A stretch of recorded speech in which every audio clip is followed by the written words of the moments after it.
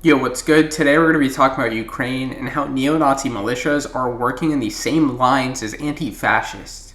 It's a crazy world we live in. Let's get into it.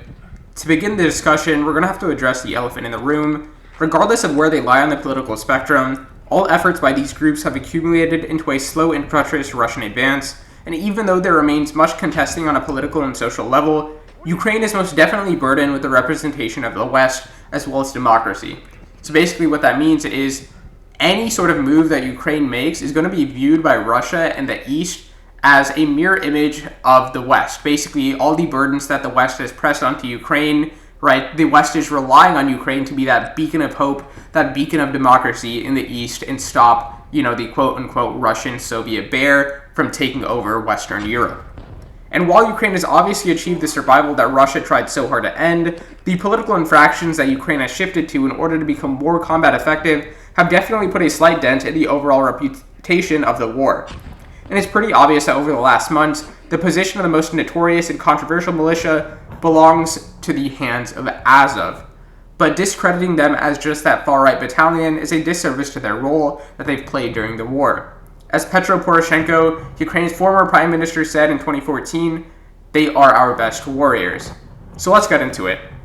For context, the Azov Battalion, originally sanctioned as part of Special Tasks Patrol Police by the Ukrainian Interior Ministry, was created in May 2014 by Andriy Beletsky. Their notoriety was truly derived, however, from their exploits since February 24th, 2022, when the war started.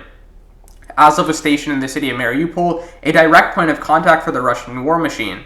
But as the conflict raged on, was there really the right-wing values that garnered support and praise? Well, it's possible. Azov founder Beletsky has come out on many occasions explaining how the group has integrated both Jewish Israelis and Muslim Chechens, although many of his past remarks point towards a white nationalist background. Despite this blurry past, the group has gained both international praise and condemnation for their beliefs. Specifically in February, Russia used Azov's supposed Nazism as a justification for the invasion, entering the war's unofficial stage of special military operation. During this time, Azov grew their social media presence substantially, both directly and indirectly. Even before the war, Azov's most prominent presence had been on Facebook, even after multiple calls to silence them had fallen through. Despite this, their recruitment campaign primarily continued to be based within Facebook. Posts that displayed Ukrainian military potential, training, and anti-Russian propaganda garnered thousands of supporters. This support was exacerbated after the war's beginning, with videos of Azov's feats floating around Telegram, Twitter, and combat footage websites. Using open advertising as well as backdoor and hidden communications, Azov developed a logistics network and critical connections that functioned as support for their war. This network would later play a crucial role in Azov's defense of the Azovstal steel mill in Mariupol, using a system of tunnels and exits to smuggle supplies throughout the besieged plant.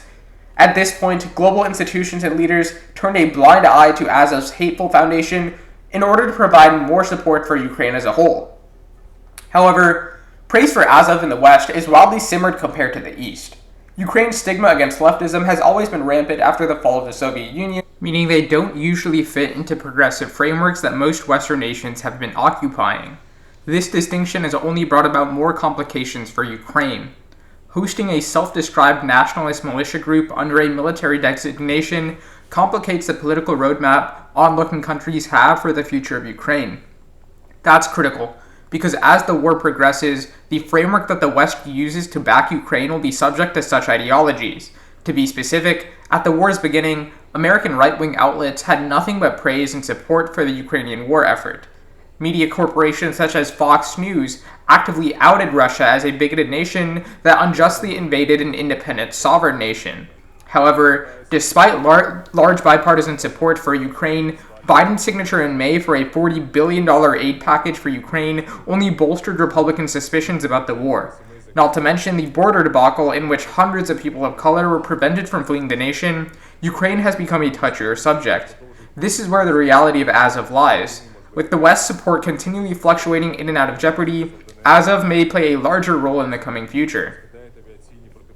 In an extraordinarily well-produced documentary, left-wing news outlet Popular Front, started and led by Jake Hanrahan, provided insight into a small group of anti-fascist Ukrainian soldiers. Once ordinary fans of Arsenal Kiev Football Club, The group was formed as a united sect of anti-racist hooligans against the far-right ideologies of almost every other football club. Being called to action at the war's start, the group has been largely successful in its support and integration within the Ukrainian military and other battalions. It must be remembered when addressing independent militias, funding often remains a gray area.